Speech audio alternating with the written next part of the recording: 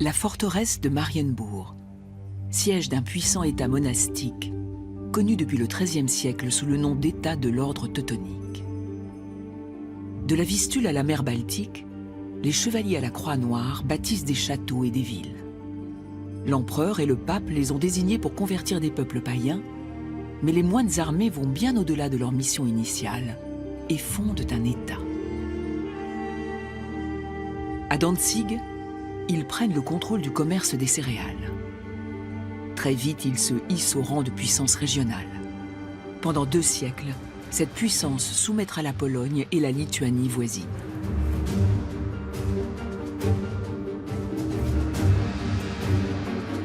Les frères de l'ordre possèdent une armée permanente sans égale au Moyen-Âge.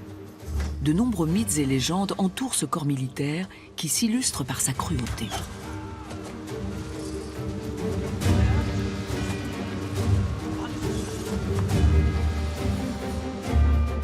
Les vestiges des édifices érigés par ces grands bâtisseurs sont largement conservés. Ils constituent une preuve intemporelle de la colonisation de l'Est par l'Occident.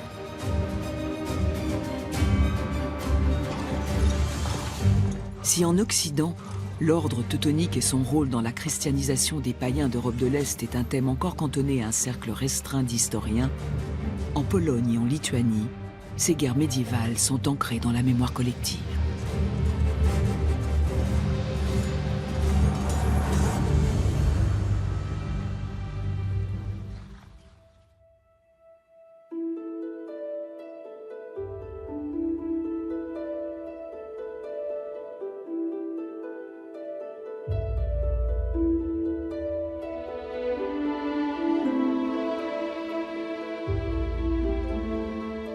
Les frontières actuelles de l'Europe ont été fixées au XXe siècle et résultent de compromis et de traités signés entre les grandes puissances. Au Xe siècle, le continent n'est encore qu'une mosaïque d'États, d'évêchés et de villes-États qui, séparés par des frontières mal définies, se livrent entre eux à d'âpres batailles. L'empereur du Saint-Empire romain germanique et le pape vont se partager la domination de ce territoire tourmenté. Ils sont tour à tour alliés, brouillés, mais sur le plan politique et économique, leur solidarité est sans faille lorsqu'il s'agit de conduire leurs troupes sous la bannière chrétienne pour convertir les peuples qui professent une autre religion. Au Moyen-Âge, la religion en Europe fait prévaloir qu'il faut aimer son prochain comme soi-même. Mais si jamais la formule n'opérait pas, on n'hésitait pas à s'emparer d'épées et de haches pour blesser, tuer, violer et piller. Tous les prétextes étaient alors bons pour entrer en conflit. Un héritage injustement partagé, une frontière mal dessinée, une partie de chasse dans la forêt d'un autre, ou tout simplement une lutte de pouvoir. L'Église mettait tout en œuvre pour maîtriser cette folie destructrice et menaçait tous ceux qui s'y livraient de finir dans les feux de l'enfer. Les sanctions pouvaient être d'une cruauté inouïe. N'a-t-on pas puni un chevalier un peu trop turbulent en l'obligeant à dormir dans l'eau pendant 1 an? La promesse d'aller au paradis n'était pas ébranlée pour autant.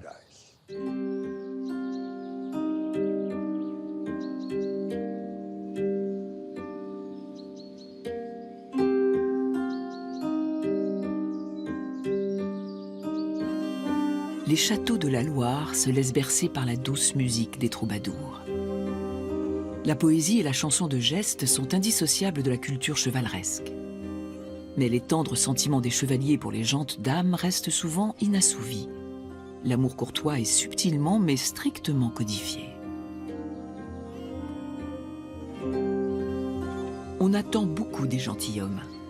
Ils se doivent d'être pieux et sensibles, mais la violence n'est pas rédhibitoire. En faire usage n'entache pas l'honneur d'un homme. Plus on s'éloigne de Rome et du Saint-Siège, plus les manières des chevaliers sont brutales.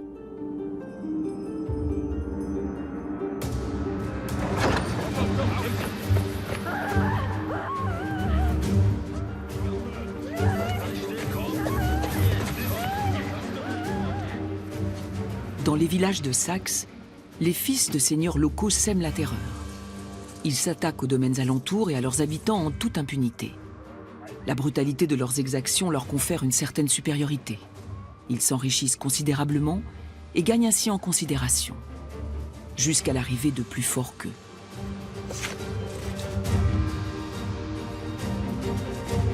L'entraînement militaire sans relâche est vital. Un chevalier digne de ce nom doit être une véritable machine de combat.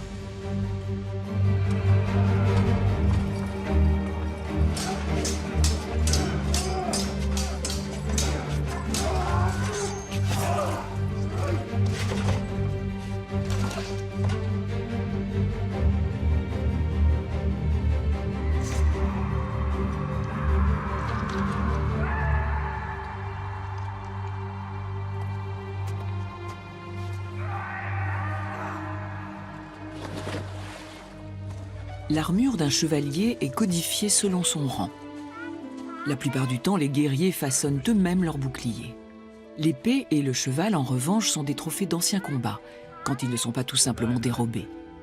En rejoignant un ordre de chevalerie, ce coûteux armement leur était offert, ce qui était pour beaucoup une motivation de taille.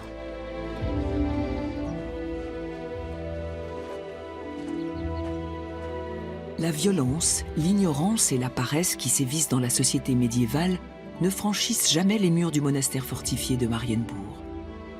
Dans l'enceinte, la prière, la méditation et le labeur rythment la vie quotidienne.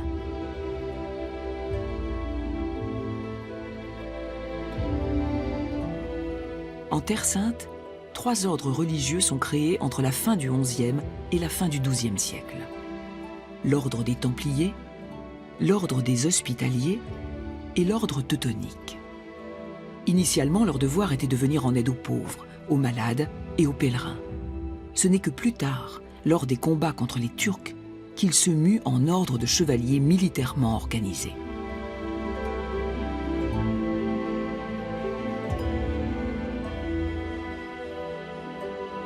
Au monastère, les journées sont partagées entre le travail, les offices religieux et les repas pris en commun. Un ordre n'est pas un asile ouvert à tout venant. Il recrute avant tout des croyants et idéalistes, prêts à renoncer à leur vie de famille comme à leur patrimoine.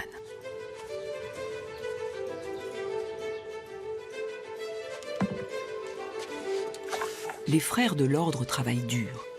Ils construisent des fours, forgent des clous, des fers à cheval et cuisent des briques en terre glaise. Ils ouvrent aussi des mines.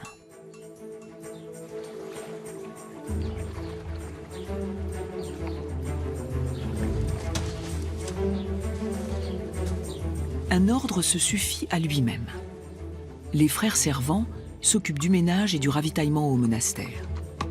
Au cours des missions de christianisation, ils sont aux ordres des chevaliers à l'intérieur du camp comme sur le champ de bataille. Les frères prêtres constituent un groupe à part. Leur mission est purement religieuse et ils sont exemptés de toute obligation militaire.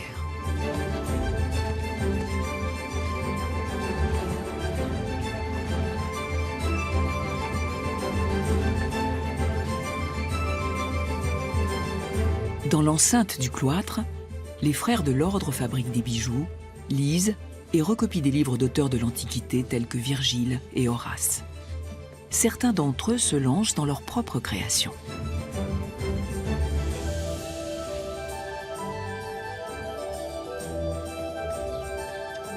C'est l'ordre cistercien qui fait connaître l'asperge, sorte de témoin tacite d'une civilisation avancée. Sa culture exige en effet une grande expertise de la part du jardinier.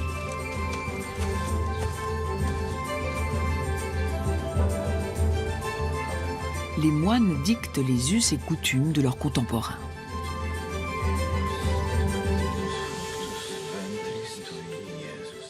Bernard de Fontaine, jeune abbé de Clairvaux, a donné à ses frères religieux une leçon précieuse alors qu'il observait des poissons dans un étang. « Ils vivent dans un étang », a-t-il dit. « Et nous vivons ensemble dans un monastère. Contrairement à eux, nous avons choisi ce mode de vie.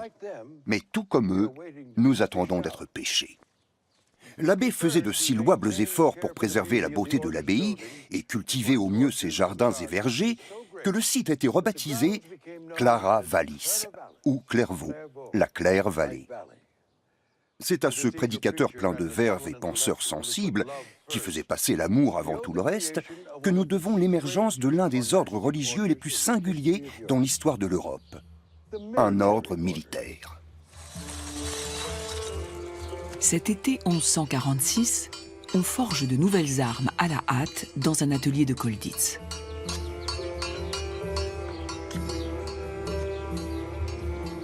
Au mois de mars de la même année, le pape Eugène III a appelé la chevalerie à se lancer dans la deuxième croisade pour libérer la Terre Sainte des musulmans. Les femmes apprêtent les manteaux des chevaliers séculiers qui vont soumettre les incroyants au nom de Dieu avec la croix pour emblème.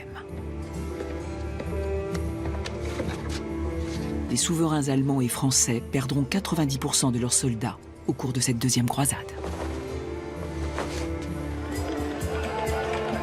Avant leur départ, des dispositions sont prises pour protéger familles et biens restés dans le pays d'origine.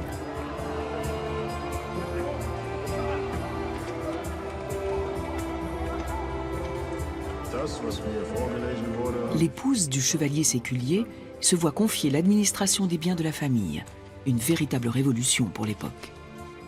Ce droit lui est concédé en présence d'un notaire.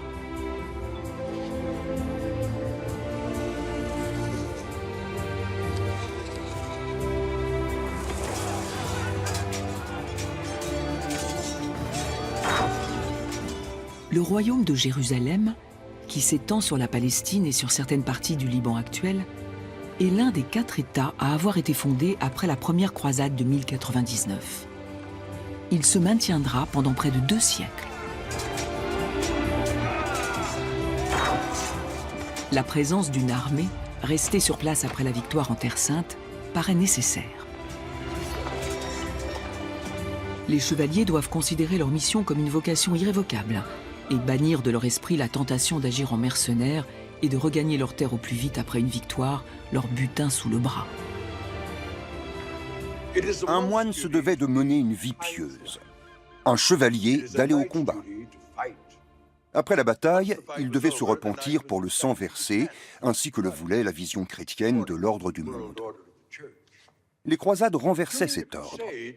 Le chevalier pouvait être un parfait chrétien tant qu'il se battait avec la bénédiction de Dieu. Mais cela ne faisait pas de lui un soldat accompli. Un chevalier devait être valeureux, dût-il enfreindre la discipline.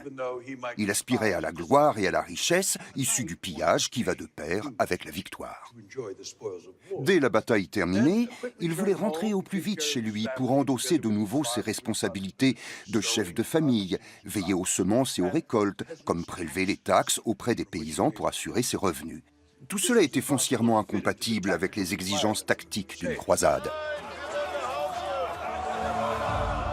Comment faire pour contraindre les guerriers à l'obéissance? Une organisation dévouée à Dieu et au pape est peut-être la réponse. Il faut fonder un ordre spirituel des chevaliers.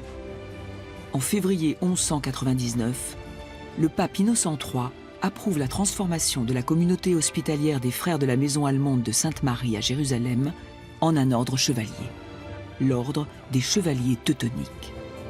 Outre leur mission d'assistance aux pèlerins, les moines seraient dorénavant investis d'une mission militaire.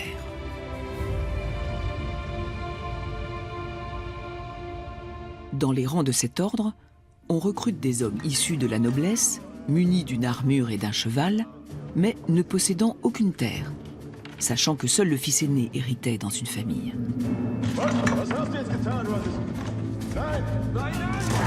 D'autres, également fortunés, mais ayant commis des fautes graves, tentent de rejoindre l'ordre pour laver leurs péchés. L'autoflagellation était pratiquée comme forme de repentance, mais n'était pas toujours suffisante. Le pécheur était souvent prêt à s'abaisser à la condition de servant la plus vile pour expier sa faute. Cependant, sa famille pouvait trouver un arrangement avec le grand maître de l'ordre, moyennant quelques pièces d'argent, et envoyer un cousin cadet exclu de l'héritage pour prendre la place du pécheur.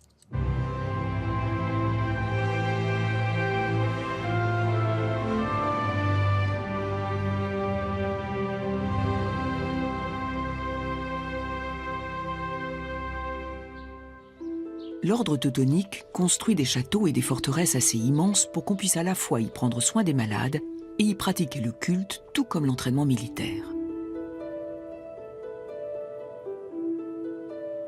Tous les châteaux de l'ordre, aussi bien dans le pays des Francs qu'en Europe de l'Est, sont organisés de la même manière et régis par des règles bien définies. Au premier étage se trouve la salle du chapitre, à laquelle seuls les frères de l'ordre ont accès. Chaque chevalier doit connaître les prières en latin. Il a 3 mois pour apprendre par cœur le Pater Noster et l'Ave Maria.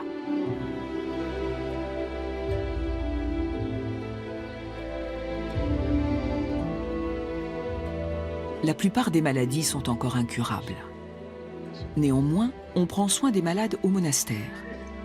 Les maisons de soins et les infirmeries, à proprement parler, n'existent pas à l'extérieur des cloîtres et des châteaux de l'ordre. Les chevaliers à la croix noire sont bien préparés au devoir d'assistance à autrui. N'ont-ils pas déjà acquis quelques rudiments des soins infirmiers en Palestine? La mise en quarantaine, les bains, le changement fréquent de vêtements. Ils maîtrisent certains traitements de guérison et savent faire tomber la fièvre. Leur action est relayée par de généreux bienfaiteurs venus de l'extérieur. Sainte Élisabeth de Hongrie, également connue sous le nom d'Élisabeth de Thuringe, en est le plus illustre exemple.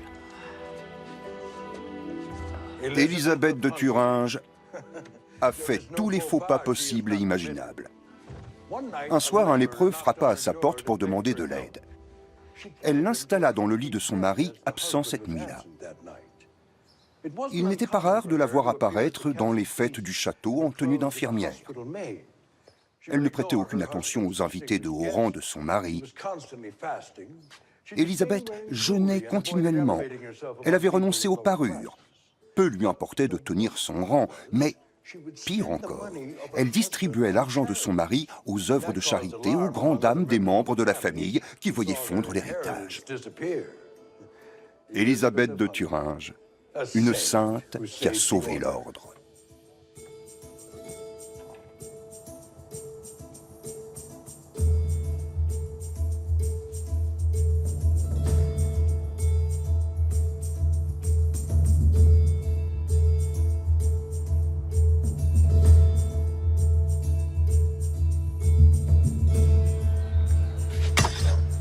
L'apprenti chevalier de l'ordre s'entraîne chaque jour âprement au combat. L'exercice et la discipline sont considérés comme les meilleurs antidotes à la peur. Le péché de lâcheté sur le champ de bataille est puni de mort.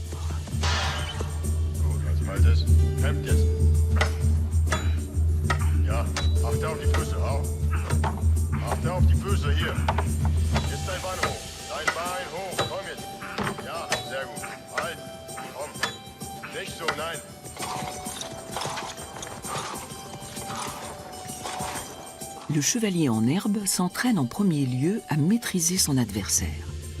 Un savoir-faire d'autant plus gratifiant qu'un ennemi pris en otage est échangeable contre une rançon. Sinon, c'est l'esclavage qui menace le prisonnier. Les morts au combat ne présentent aucun intérêt en termes de rentabilité. La tenue réglementaire s'appuie sur une expérience de longue haleine.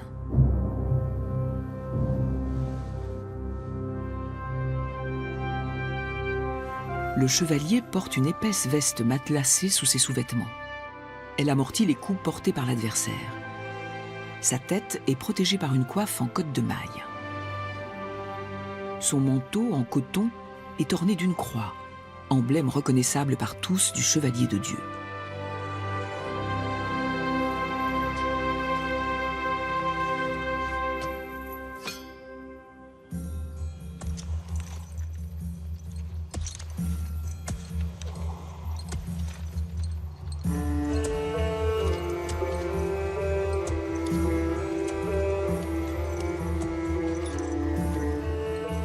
Au combat, chaque chevalier de l'ordre connaît sa place avec précision et ne rompt la structure du bataillon sous aucun prétexte. Contrairement aux chevaliers séculiers qui provoquent bien souvent la panique en brisant les lignes pour monter au front dès le début d'une bataille. Au milieu de la formation cruciforme se trouvent les arbalétriers. L'attaque d'une cavalerie de croisés n'est pas sans similitude avec celle d'une colonne de chars aujourd'hui.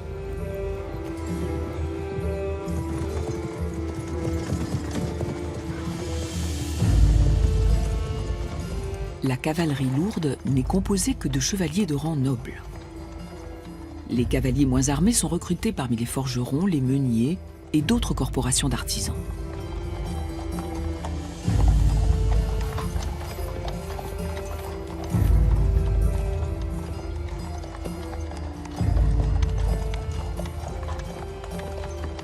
La troupe des fantassins rassemble des domestiques et d'humbles villageois. La hiérarchie d'une armée de l'ordre est à l'image de celle de la société médiévale.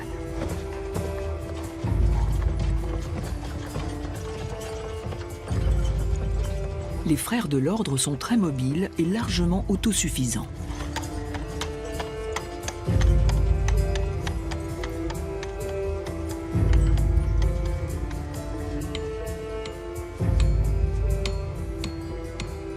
L'ouverture du camp commence par le dressage de la chapelle et des tentes attribuées aux cavaliers et aux commandants.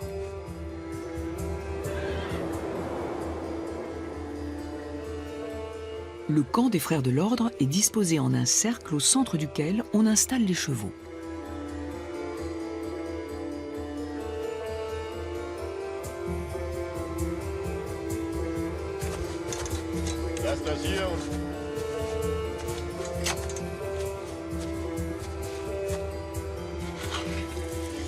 Les chevaliers s'approvisionnent eux-mêmes et leurs frères servants préparent leur repas. Toute nourriture volée est proscrite.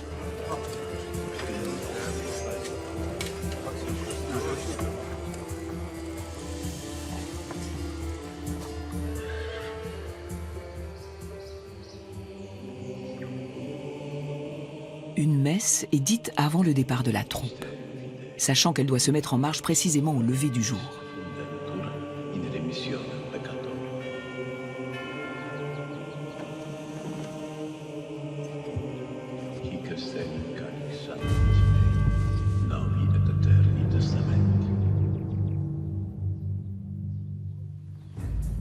L'armée de l'ordre teutonique a constitué un phénomène unique dans l'histoire militaire du Moyen-Âge.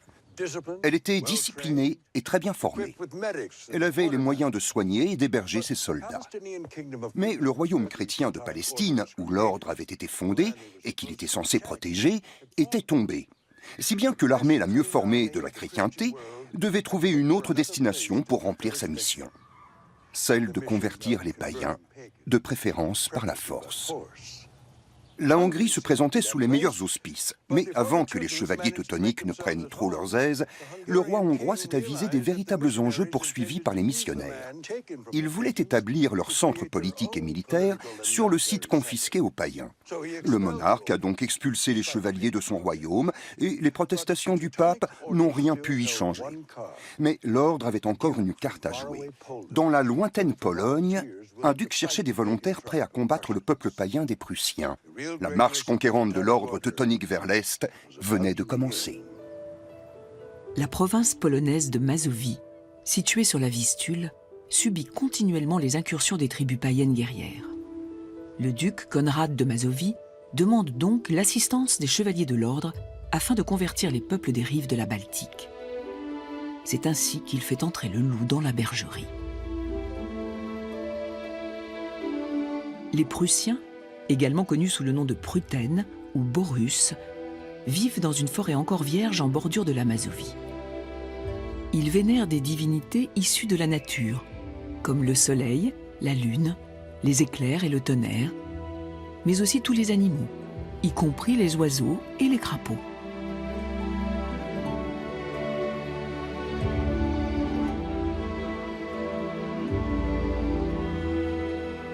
Le kriv, chef religieux prussien, veille au bien-être de sa communauté.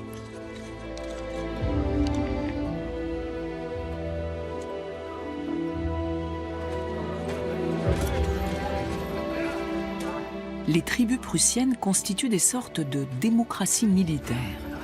Chacune désigne un guide à chaque campagne guerrière. Si ce guide est tué, son armée se disperse.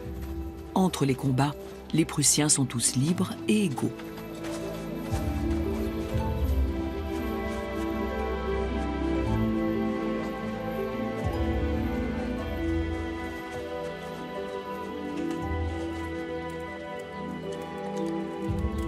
Pour les Prussiens, Un cheval est plus précieux qu'une femme.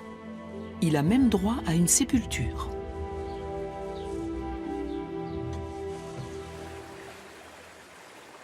Errant dans des marais sans fin, ils n'ont de compte à rendre à personne, note un chroniqueur médiéval.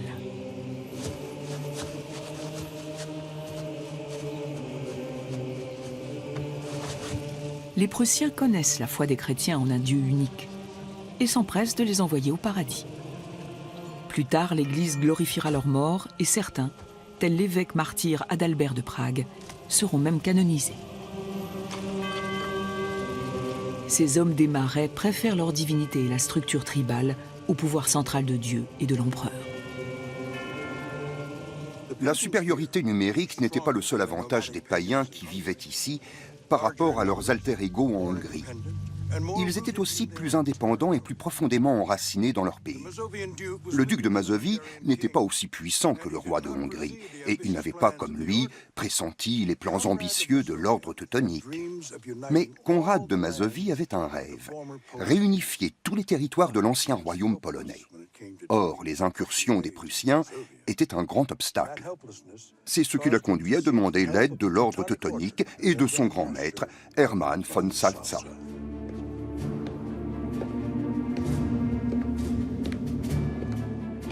Le talentueux diplomate, médiateur de longue date entre le chef du Saint-Empire et le pape, Hermann von Salza, est le premier à avoir compris que les chevaliers vaincus en Palestine en 1268 ont besoin d'une nouvelle mission. L'invitation à intervenir en Mazovie est pour lui un cadeau venu du ciel.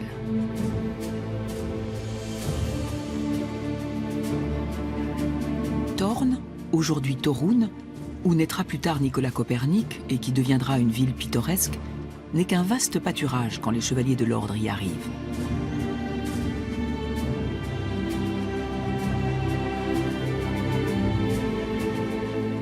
Ils établissent leur premier siège sur la rive opposée de la Vistule, où ils construisent une forteresse en bois qu'ils baptisent Vogelsang, champ d'oiseaux. La première troupe à sortir de cette forteresse, en 1231, se compose seulement de 7 chevaliers de l'ordre, accompagnés de 70 frères en cours d'apprentissage, frères servants et frères prêtres, ainsi que d'un médecin. La mission est conduite par le chevalier local, Conrad de Landsberg.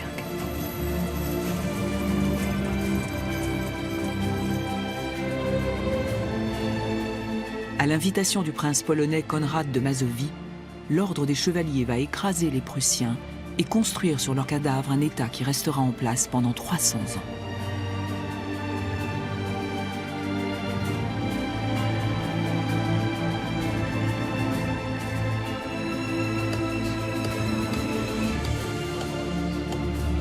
On abat les chaînes sacrées des Prussiens avec ostentation, comme pour exécuter leurs anciens dieux.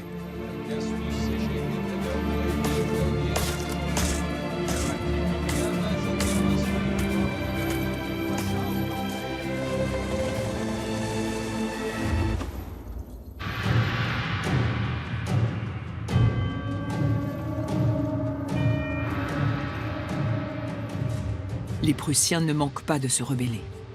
Ils ont le soutien du duc de Pomerel, la province située à l'embouchure de la Vistule. Tout doit redevenir comme avant la campagne de l'ordre teutonique.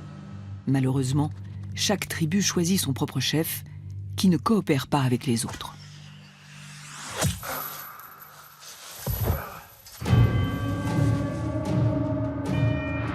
L'ordre cherche un appui à l'étranger et il le trouve auprès des chevaliers occidentaux.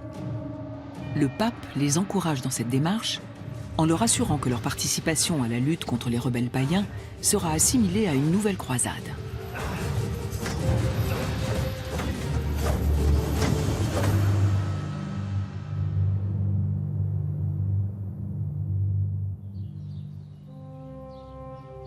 Le château de Christbourg a été témoin d'un traité de paix qui a sonné le glas de la première révolte des Prussiens en 1249. Par ce traité, l'ordre reconnaît à ses sujets indigènes des droits de citoyens. Les païens réfractaires sont tués ou expulsés.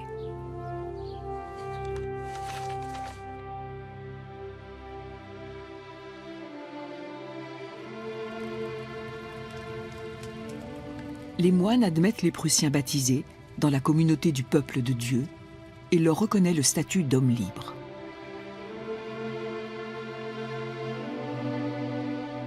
Les Prussiens les plus argentés et les plus puissants ont dès à présent les mêmes droits que les chevaliers. Ils sont autorisés à administrer et à léguer leurs biens. Les chefs prussiens accueillent l'adoubement avec fierté.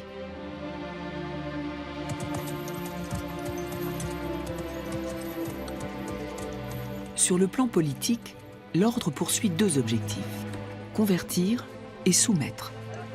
Les soumis font l'objet d'une surveillance stricte et soutenue. L'accès à de nouveaux droits ne s'acquiert pas sans dur labeur.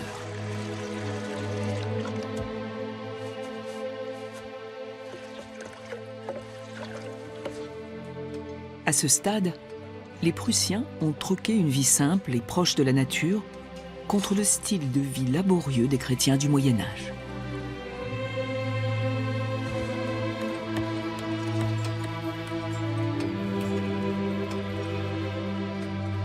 Certes, le processus de colonisation va de pair avec la violence et l'injustice, mais les réformes engagées n'en sont pas moins remarquables par leur rapidité et leur radicalité. Les frères de l'ordre mettent en place un système économique fondé sur l'argent, les crédits, les poids et mesures et la stabilité des lois.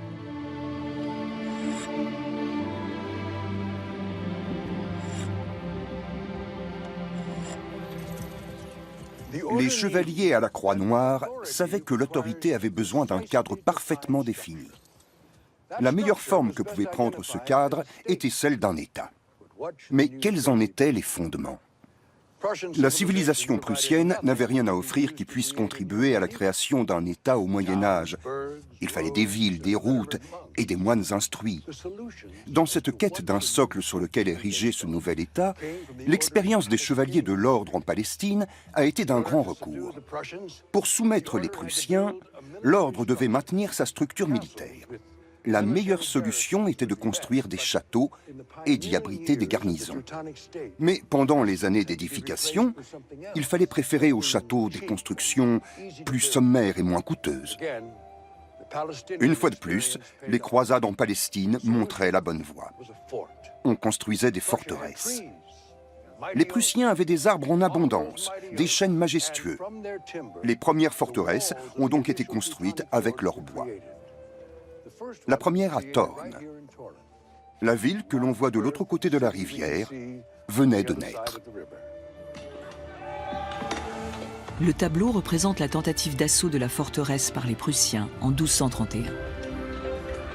L'ordre allemand ordonnera la construction de 150 forteresses en tout juste un siècle. Elles iront de simples bâtisses forestières à la frontière avec la Lituanie, au monumental Marienburg, le plus grand édifice en briques d'Europe.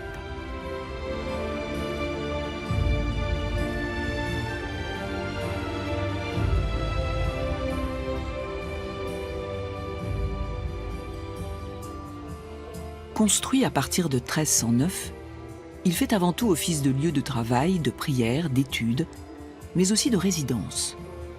Son rôle de défense prévaut cependant sur tous les autres. Il n'a jamais été conquis militairement. Et pour les populations indigènes, il demeure une preuve tangible de la supériorité militaire et civile de l'ordre.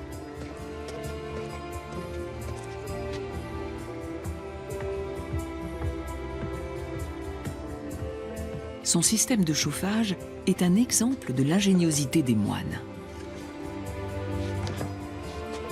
Dans les caves, des frères servants surveillent le feu. Leur tâche consiste à élever la température d'une chambre construite intégralement en pierre de granit jusqu'à 500 degrés. Ils n'ont pas de thermomètre et s'en remettent à leur seule intuition. Ensuite, ils attendent jusqu'à ce que la flamme s'éteigne.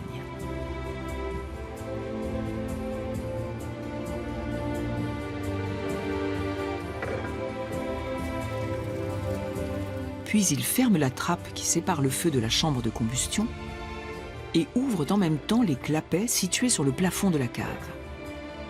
L'air chaud monte dans les étages et la chaleur se répand agréablement dans toutes les pièces du château.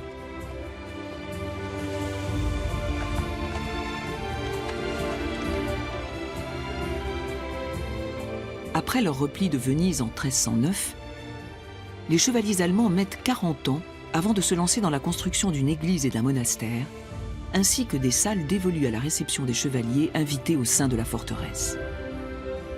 La vie du château est réglée dans les moindres détails, de l'infirmerie aux cuisines.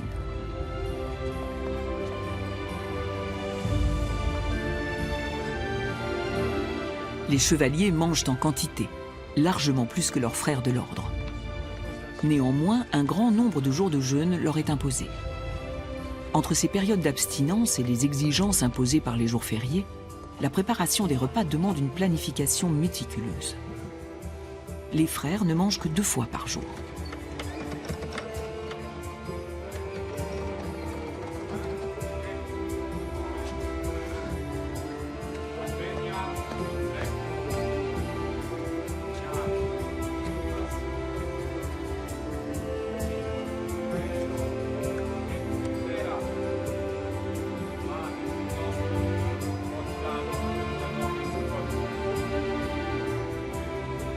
Pendant le repas, l'un des frères lit des passages de l'Évangile à haute voix.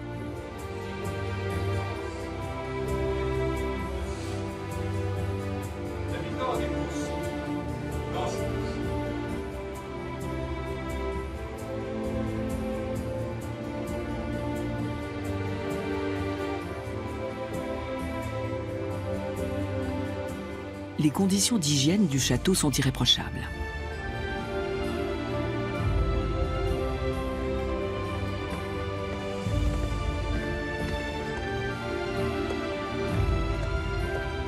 Un diablotin indique les lieux d'aisance.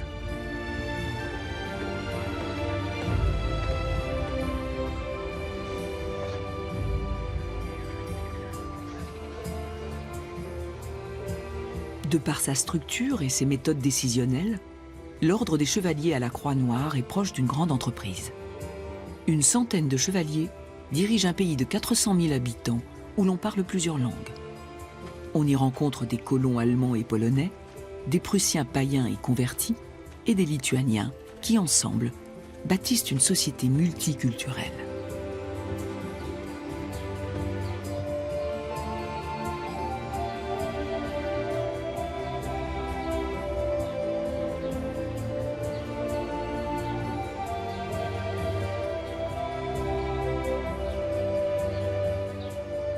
Comment les Prussiens pouvaient-ils rivaliser avec des gens qui tenaient aussi bien leur intérieur? Les païens ne pouvaient être que subjugués devant un tel déploiement d'énergie et une efficacité aussi redoutable. L'organisation qui était à l'origine de ce succès, il y a 700 ans, était en tout point semblable à celle d'une grande entreprise moderne. Il y avait une mission, un objectif financier, une stratégie à long terme et un personnel bien recruté. Ses membres renonçaient à leur vie privée et se pliaient à un code vestimentaire strictement réglementé. Aujourd'hui, de nombreuses entreprises sont critiquées pour avoir trop d'influence sur les États. L'ordre des chevaliers à la Croix-Noire a tout simplement fondé le sien. Ses frontières, aujourd'hui on dirait, leur seule limite, c'est le ciel. Le commandeur, qui est directement subordonné au grand maître, s'occupe des affaires courantes du château. Il est responsable des ateliers, des ponts et des écuries. Il veille à la discipline parmi les frères de l'ordre.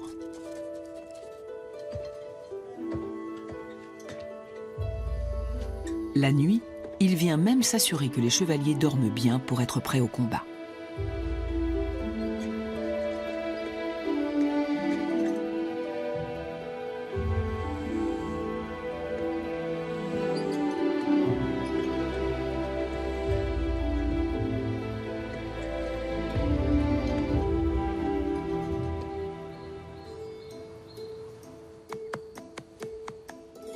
Les chevaux et les écuries sont surveillés et entretenus par un frère qui est partiellement exempté du devoir de prière. Mais tous ces faits et gestes et l'état de santé de ses protégés sont scrupuleusement contrôlés par le commandant.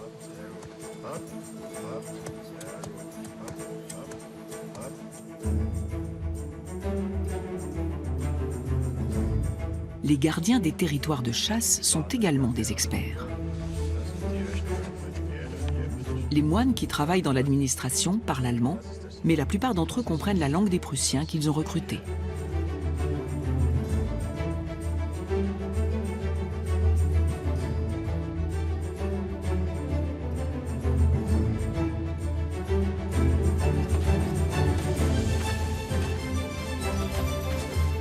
La forêt vierge regorge de matières premières précieuses. On y trouve du bois et d'autres matériaux pour la construction et l'artisanat, et de quoi nourrir les hommes et les animaux à profusion.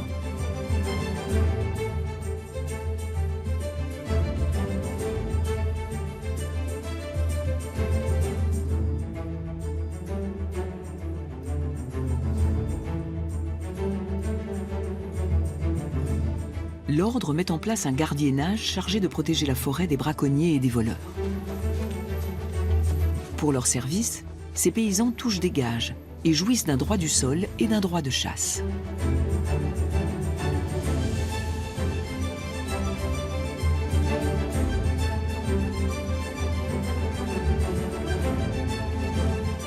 Un gardien de chasse peut à tout moment, comme tout spécialiste de l'ordre, être affecté à une autre tâche et à un autre endroit. Il n'a qu'un seul et unique foyer, celui de l'ordre des chevaliers à la Croix-Noire. En termes d'organisation et d'entraînement, l'armée de l'ordre surpassait largement les armées européennes de l'époque. D'une part, les règles concernant l'enseignement des chevaliers et la discipline monastique ont fait leurs preuves. D'autre part, l'armée avait une approche impérialiste et agressive des relations avec les pays environnants. Après tout, il aurait été dommage de ne pas se servir d'un aussi bel outil et de laisser ses voisins régner librement chez eux. Mais que faire s'ils n'étaient ni des païens, ni des ennemis de l'Église, mais de bons chrétiens? Qu'à cela ne tienne, l'ordre devait se battre. Un boxeur surentraîné ne peut pas rester à la maison à regarder la télévision. Il faut l'envoyer sur le ring. Polonais, brandebourgeois, chevaliers à la Croix-Noire, tous lorgnent Danzig du coin de l'œil. Avec sa position stratégique à l'embouchure de la Vistule, qui ouvre toutes les routes commerciales de l'Europe centrale au reste du monde, la ville est une formidable promesse de prospérité pour tous les suzerains. En 1308, les citoyens de Danzig en liesse ouvrent les portes de la ville aux assaillants brandebourgeois, tandis que les disciples du prince polonais Ladislas se retranchent dans la forteresse.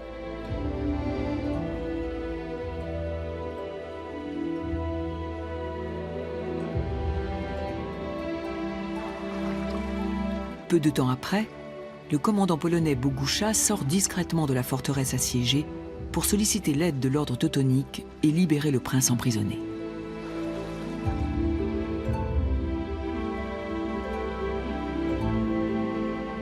Les chevaliers à la Croix-Noire se déclarent prêts à mobiliser leur armée. Mais à quel prix? Danzig doit être la monnaie d'échange. Indigné, le prince Ladislas rejette en bloc leur plan.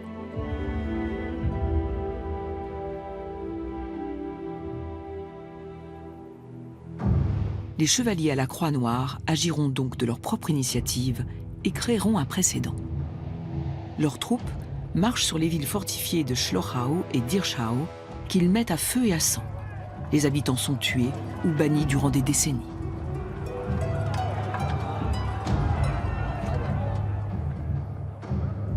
L'atrocité de leurs exactions leur vaut de répondre de leurs actes devant un tribunal pontifical.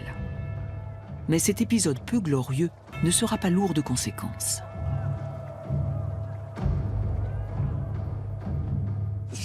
Les images du massacre et l'incendie de Dirschau évoquent forcément les croisades.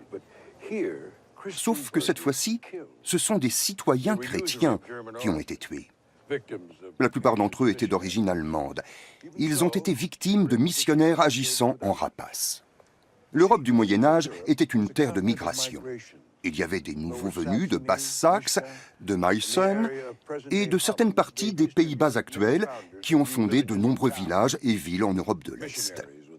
Les missionnaires qui portaient des croix noires sur leurs armes étaient ambitieux, mais aussi précis et fiables. Ils exerçaient un pouvoir d'attraction sur beaucoup de gens. Personne ne se plaignait du travail acharné qu'ils exigeaient. Un pays sans peuple attendait un peuple sans pays. Ces migrants ne cherchent pas seulement du travail. Ils n'ont pas de terre en Occident et veulent s'enraciner à l'Est. Les familles nombreuses sont bien accueillies. En gonflant le nombre de contribuables, elles renforcent l'état des chevaliers à la Croix-Noire.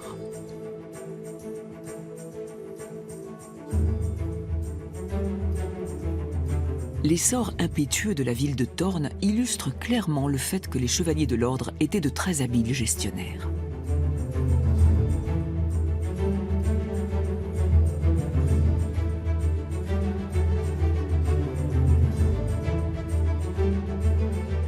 Les villes de l'ordre fournissent toute l'Europe en grains, en bois et en ambre. Avec le bois des sapins prussiens, les armateurs anglais construisent les mâts de leurs frégates. C'est ce qui a valu son nom anglais à l'épicéa, spruce, car à la demande récurrente sur la provenance des mâts, les marins répondaient « spruce », qui signifie « de Prusse » en polonais. La principale voie de transport est la Vistule. Le cuivre vient de la ville hongroise de Košice et transite à Thorn.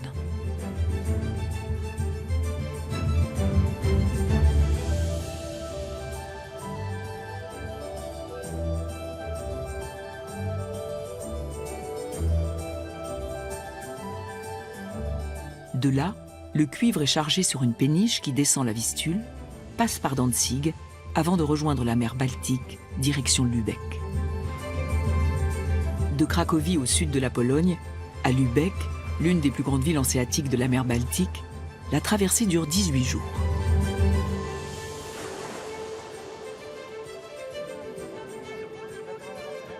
Les marchands de Lübeck les plus roublards vendent du cuivre pour de l'or.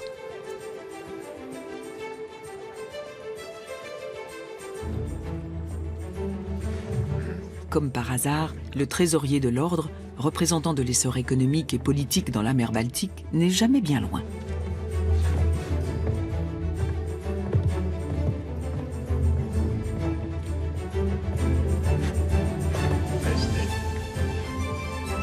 Ce dernier vend et achète tout ce qui est susceptible d'engendrer un bénéfice.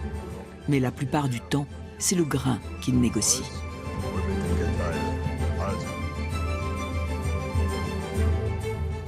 Les greniers à grains de Graudenz sur la Vistule. Au XIIIe siècle, ce sont les plus grands entrepôts de céréales d'Europe centrale. Le lieu est d'une grande importance stratégique.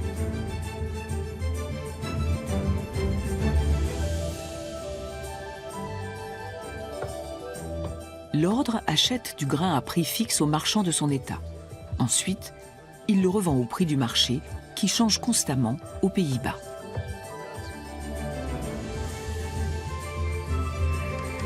La moitié des revenus de l'ordre provient des exportations de céréales. Ce commerce rapporte assez d'argent pour construire 3 nouveaux châteaux chaque année.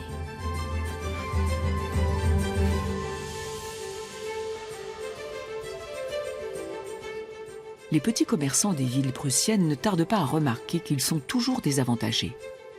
Leur activité est grévée par le système de douane et la politique des prix poursuivie par l'État des chevaliers.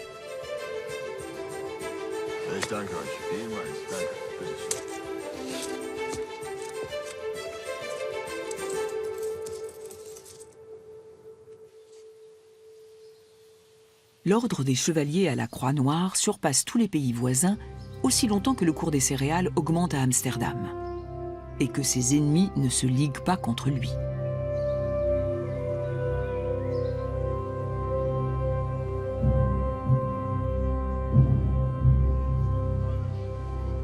En 100 ans, l'ordre s'est hissé au rang de puissance régionale.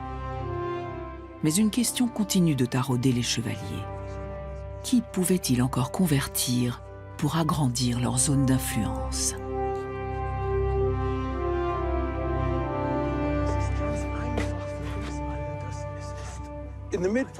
Au milieu du XIVe siècle, l'ordre n'en revenait pas d'avoir aussi remarquablement bien réussi.